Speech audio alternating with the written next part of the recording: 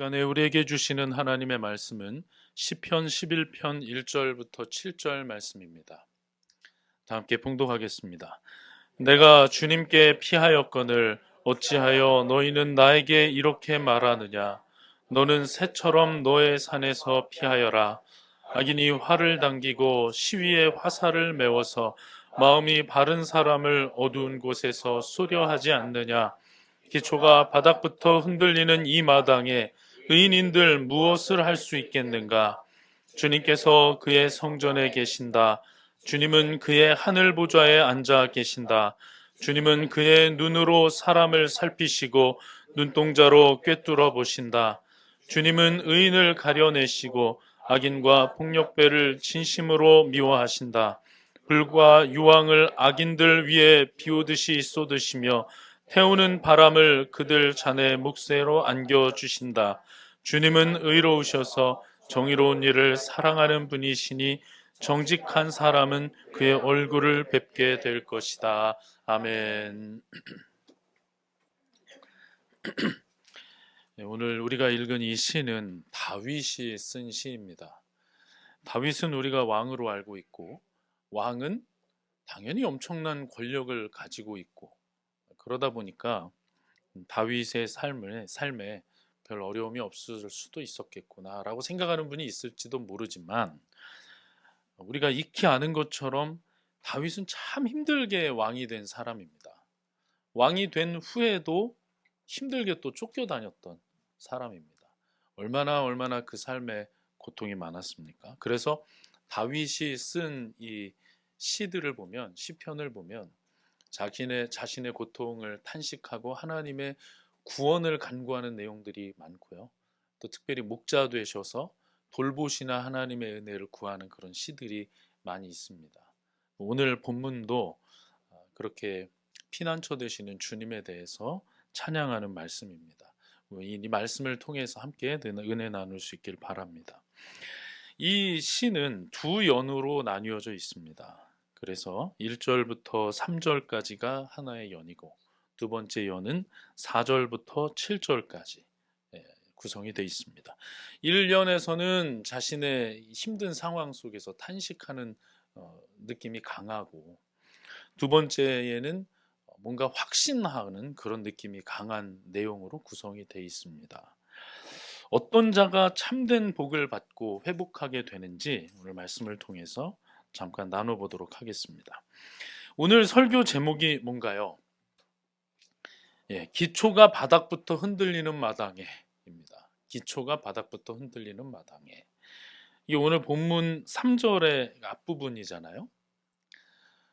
그래서 여러분, 오늘 우리가 말씀을 나누려고 하는 이 상황은 우리가 일상적으로 겪는 어려움 정도가 아닌 상황입니다. 어떻게 하면 기초가 바닥부터 흔들린다는 말을 다른 사람에게 들을 수 있겠습니까? 그러니까 아무리 자기가 참고 견뎌도 내가 견딜 수 있는 정도를 넘어서서 옆에서 봐도 정말 죽겠구나라는 상황 가운데 놓여 있는 그런 상황이에요. 그래서 어쩌면은 우리는 아직 한 번도 겪어보지 못한 어려움일 수도 있고요. 아니면 이미 그 과정을 은혜 가운데 겪어와서 그때를 돌아보면서 보게 되는 말씀일 수도 있습니다. 아직 지났던 지나지 않았던 오늘 우리가 깨닫는 말씀을 잘 붙잡고 그런 상황을 노아가 홍수를 대비하듯이 말씀 안에서 준비하고 대비하는 우리 모두가 되기를 간절히 바랍니다. 자, 이제 말씀을 좀 보면요. 1절에 이렇게 말합니다. 내가 주님께 피하였거늘 어찌하여 너희는 나에게 이렇게 말하느냐. 너는 새처럼 너의 산에서 피하여라. 너는 새처럼 너의 산에서 피하여라 그랬어요. 근데 사실 제가 이 말씀을 보면서 좀 의아했던 부분이 있어요. 개역개정은 이렇게 돼 있거든요. 내가 여호와께 피하였거늘 너희가 내 영혼에게 새같이 내 산으로 도망하라 하면 어찌함인가. 어떤 것은 산에서 피하라고 하고 어떤 건 산으로 피하라고 하고, 이게 뭔가 하는 생각이 들어서 영어 성경들도 다 찾아보고 다 봤는데, 이제 아무래도 의역을 하다 보니까 세번역 성경이 그렇게 표현을 한 것 같아요. 우리가 세번역 성경을 쓰는 이유가 있죠, 여러분. 우리가 잘 이해하기 위해서? 뭐 그것도 있겠지만, 안 믿는 분이 교회 와서 성경을 처음 딱 접하는데 한국말 자체를 이해하지 못하는 그런 환경은 우리가 만들지 말자. 우리 교회라는 것은 영혼 구원하여 제자 삼으라고 하나님이 세우신 것이기 때문에 한국말을 읽으면 알아들을 수 있게 해주자. 그래서 세번역을 선택한 거잖아요. 아무래도 의역의 요소가 들어가서 그런 것 같습니다. 그런데 그게 그렇게 중요한 요소는 아니에요. 내 산으로 피하든지 내 산에서 피하든지 메시지는 분명합니다.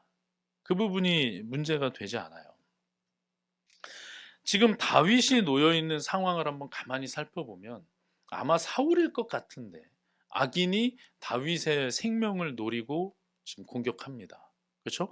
그래서 2절에도 뭐라고 합니까? 악인이 활을 당기고 시위에 화살을 메워서 마음이 바른 사람을 어두운 곳에서 수려하지 않느냐. 절체절명의 순간이고 그의 삶이 송두리째 흔들릴 수 있는 그런 상황입니다. 옆에서 봐도 그렇다는 거예요. 지금 읽고 있는 부분은 주변 사람이 하는 말입니다. 옆에서 봐도 너 되게 억울해 보인다. 너는 마음이 바른 사람인데 저 악인이 너를 어떻게 해서든지 죽이겠다고 지금 활을 당기고 노려보고 있지 않느냐. 그런 상황에 있지 않느냐. 여러분, 근데 우리가 다윗에 대해서 알고 있지만 다윗은요 진짜 싸움을 잘하는 사람이에요.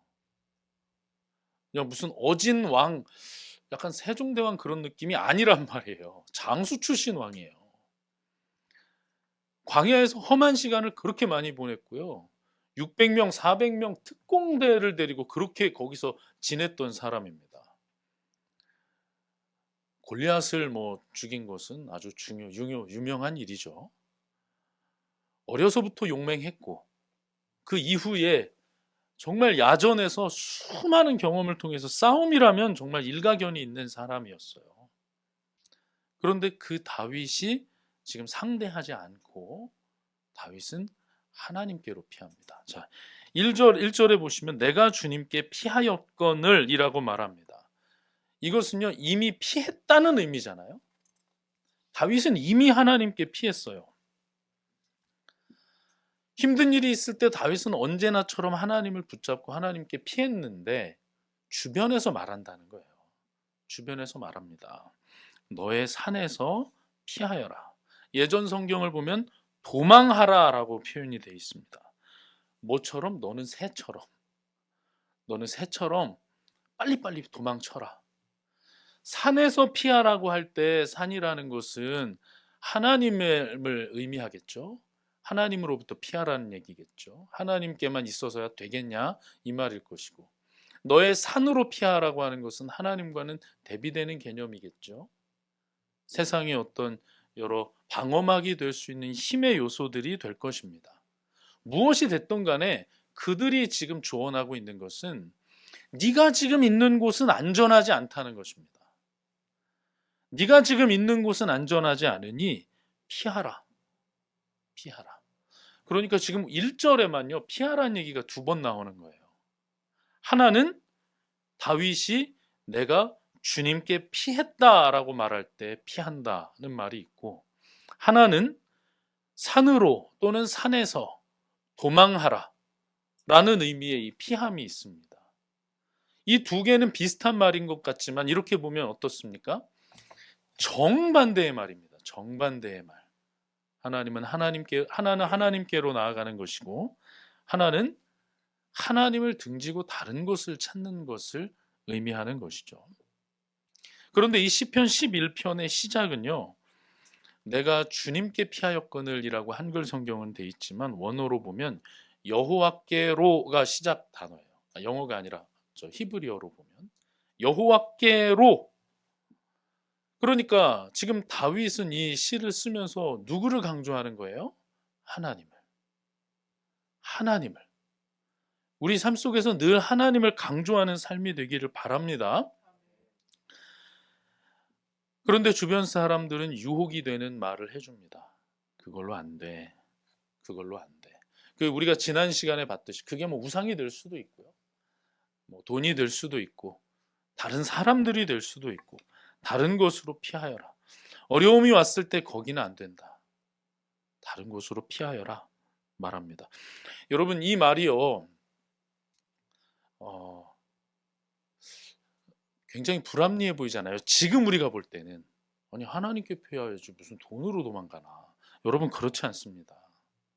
지금도 우리가 수시로 넘어지는 포인트입니다. 기억하십시오. 어려움이 있을 때 현실적인 조언보다 하나님께 나아가는 것이 답인 줄로 믿습니다. 주변에 우리가 많이 조언을 구하지 않습니까? 저도 지금 이제 상담학을 공부하고 있으니까 계속 누군가를 위로하고 누군가를 살피고 돕고 하는 것을 많이 요즘에 공부하고 있잖아요. 그런데 여러분 그것 자체가 답이 될 수 없어요. 제가 상담도 받아보고 상담도 공부를 하면서 느끼는 것은 조금의 위로는 됩니다. 그런데 답은 될 수 없습니다. 우리가 힘들면요 주변 사람들의 말에 자꾸 귀를 기울이잖아요. 그거 나쁜 거 아니에요. 괜찮은 거예요. 주변 사람들의 말을 듣고 조언을 구합니다. 지혜로운 이들의 조언을 많이 구하십시오. 신실한 이들의 조언을 많이 구하십시오. 하나님께서 그 입술을 통해서 도와주실 줄로 믿습니다. 자, 그러나 그것 자체가 우리에게 답이 될 수 없다는 것은 아셔야 됩니다. 사람의 말이나 대단히 합리적이고 지혜로워 보이는 말보다 무엇이 정답이라고요? 하나님께 숨는 것이 그것이 정답입니다. 하나님께 나아가서 하나님께 기도하고 하나님께 간구하고 하나님이 만나게 하시는 이들을 만나고 하나님의 말씀 안에서 다른 사람들의 말씀을 녹여내는 것이 그것이 하나님께서 우리에게 주신 참된 길인 줄로 믿습니다. 이게 어려워요. 왜냐하면은 지금 이 조언을 해주는 사람의 말이 대단히 사실 합리적이거든요. 그리고 그 사람도 내 편에 서 있거든요. 저놈은 나쁜 놈, 너는 바른 사람. 그런데 넌 이런 상황. 그러니 너는 지금 이렇게 해야 해. 굉장히 합리적인 이야기이지만 여러분 그럴 때 흔들리지 말길 바랍니다. 자, 그가 이렇게 말합니다. 3절 보십시오. 기초가 바닥부터 흔들리는 이 마당에 의인인들 무엇을 할 수 있겠느냐. 3절의 그 기억 주석을 보시면 각주를 보시면 또는 의로우신 하나님께서 하시는 일이 무엇인가. 다시 말하면 삶의 터가 다 무너지는 이런 상황 속에서 하나님께서 하실 수 있는 것도 제한되지 않느냐. 그러니 지금 상황에서는 네가 정신 바짝 차리고 네가 스스로 살 길을 찾아라. 여러분 그런 말에 귀 기울이지 말기를 바랍니다. 자, 왜냐하면 이제 이언이 그걸 설명하는 거예요. 저는 이언의 첫 말을 딱 읽으면서 마음에 쿵 하는 느낌이 들었어요. 그래서 제가 여기다 쿵이라고 써놨어요. 쿵. 참 좋은 표현이더군요. 좋은 표현이더군요. 이언 시작을 어떻게 합니까? 주님께서 그의 성전에 계신다. 주님께서 그의 성전에 계신다. 나를 위해서 지혜로운 말들을 하는 사람의 말이 참 좋은 것 같고 맞는 것 같아도 변치 않는 사실이 있으니 주님께서 그의 성전에 계신다는 사실입니다. 주님께서 그의 하늘 보좌에 앉아 계신다. 주님은 그의 눈으로 사람을 살피시고 눈동자로 꿰뚫어 보신다. 이것이 의미하는 것은 먼저 하나님께서 좌정하셔서 살아계시다는 거예요. 흔들림이 없는 분이라는 거예요. 내 삶은 터가 무너지는, 기초가 무너지고 모든 것이 사라지는 것 같은 그런 두려움이 엄습하는 상황일지라도 역사의 주인 되시는 분은 흔들리는 분이 아니라는 거예요. 온 우주 만물의 창조주는 그렇게 흔들리는 분이 아니라는 거예요. 성전에 계신다. 보좌에 앉아 계신다. 우리가 이것을 잊지 않기를 바랍니다. 우리가 주님께로 나아가야 마땅한 이유입니다. 저는 이 말씀을 들으면서 진짜 마음이 쿵했어요. 그렇지. 그래서 우리 눈을 들어서 하늘을 봐야 되는 거예요. 하나님을 우러러야 하는 것입니다. 저도 뭐 아시는 분들 아시겠지만 저도 꽤 힘든 시간을 겪었거든요. 뭐 예전에도 많은 힘든 일이 있었죠. 제가 그 내담자 경험을 하기 위해서 지금 상담을 받고 있잖아요. 근데 그분이 얘기를 하시면서 쭉 이렇게 쭉 대화하면서 오는데 보니까 요즘에만 힘든 게 아니라 예전에도 그렇고 어렸을 때도 뭐 그런 일이 있었고 막 이제 다 이렇게 꺼내서 같이 대화하는 거예요. 갑자기 내가 불쌍해지더라고요. 그런데 그 안에서 진짜 위로가 됐던 것은 하나님은 살아계신다. 하나님이 지금까지 내 손을 놓으신 적이 없다는 거예요.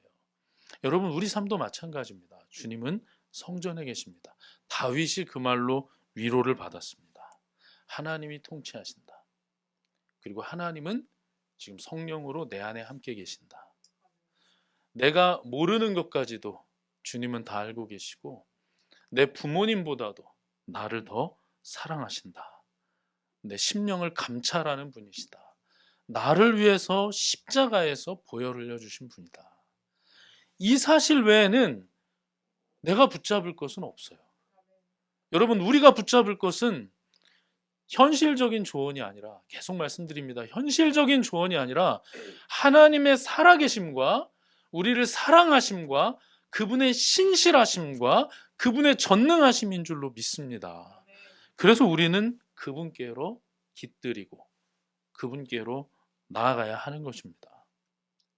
그분은 공의로운 분입니다. 그래서 그 이하 내용을 보시면 5절 주님은 의인을 가려내시고 악인과 폭력배를 진심으로 미워하신다. 여러분 의인을 가려내시고라는 말도 우리에게 참 큰 위로가 됩니다. 세상에서는 분간이 안 됩니다. 세상에서는 힘이 강하면 선해 보이고 힘이 없으면 추해 보입니다. 그러나 하나님은 그렇게 보는 분이 아니에요. 의인을 가려내시고 악인과 폭력배를 진심으로 미워하십니다. 그리고 불과 유황을 악인들 위에 비오듯 쏟으시며 태우는 바람을 그들 잔에 몫으로 안겨주신다. 그리고 7절 박윤선 박사님이 계속 하셨던 말씀이라고 제가 늘 말씀드리는 게 저는 여기서 온 말씀인 것 같아요. 하나님은 진실하기만 하면 상대해 주신다. 내가 어떤 처지인지는 관계없이 하나님은 진실하기만 하면 상대해 주십니다. 주님은 의로우셔서 정의로운 일을 사랑하는 분이시니 정직한 사람은 그의 얼굴을 뵙게 될 것이다. 아무리 어려운 일이 있어도 우리가 우리의 자리를 지키기만 하면, 우리가 정직하기만 하면, 우리가 신실하기만 하면, 진실하기만 하면 하나님은 우리를 상대해 주시는 줄로 믿습니다. 우리가 주님 만난 기쁨 외에 무슨 소망을 가지고 살겠습니까? 제가 살아온 과정을 이렇게 생각해 보면 자, 이만하면 됐다 하는 그때가 위기의 시작이었고요. 이제 거의 다 됐다 하는 데가 넘어지는 자리입니다. 된 것 같아도 된 게 아니에요. 왜냐하면 내가 이만하면 됐다고 생각해서 주님을 딱 놓는 순간 나는 혼자 설 수 없는 자라는 걸 또 확인하게 되고, 이만하면 안전하다라고 생각하는 순간 바람 한 번 훅 불면 가지고 있던 게 싹 다 사라지고, 언제 그랬냐는 듯이 아프고, 그런 게 우리의 삶이라는 거예요. 주 안에서 사랑하는 형제자매 여러분, 우리 안에 기초가 흔들리는 일은 없었으면 사실 좋겠습니다. 그러나 그런 일은 없을 수가 없어요. 그럴 때 우리가 붙잡아야 할 것은 주님의 손입니다. 우리가 깃들여야 할 것은 주님의 품인 줄로 믿습니다. 하나님을 향한 확신이 주님을 바라보면서 시작되었다는 이 사실을 기억하고 다윗이 갔던 그 길을 우리가 함께 사모하면서 나아갈 수 있기를 바랍니다. 하나님의 얼굴 구하고 하나님의 품을 구할 때 기초는 무너져도, 내가 서 있던 땅은 없어져도 하나님이 나를 붙드시고 하나님이 나를 받치셔서 어느 곳에서든지 오히려 그리스도의 향기가 나게 하시고 어느 곳에서든지 하나님께 쓰임받는 우리 모두가 될 줄로 믿습니다. 진실하십시오. 진실하기만 하면 하나님은 우리를 상대해 주십니다. 많은 생각이 필요할 때 많은 생각하시되 가장 힘들 때는 잠시 멈추고 오직 하나님만 바라보면서 하나님께 나를 온전히 맡기는 저와 여러분들 될 수 있기를 바랍니다. 그러할 때 세상이 우리를 통해서 하나님의 살아계심을 목도하게 되고 우리를 통해서 하나님을 알게 되고 그들도 하나님을 사랑하게 될 줄로 믿습니다. 그 일 가운데 쓰임받는 저와 여러분들 될 수 있기를 간절히 축원합니다.